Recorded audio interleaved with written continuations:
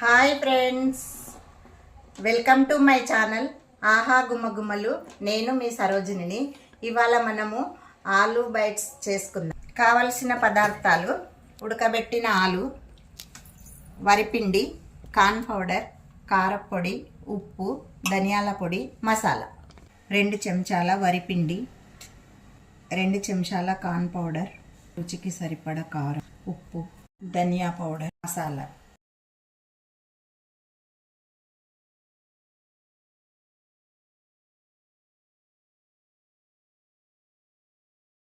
Deep ఫ్రైకి సరిపడా. ఇప్పుడు ఇవి ఒకటొకటి మెల్లగా వేసుకోవాలి. నూనె తీస్తా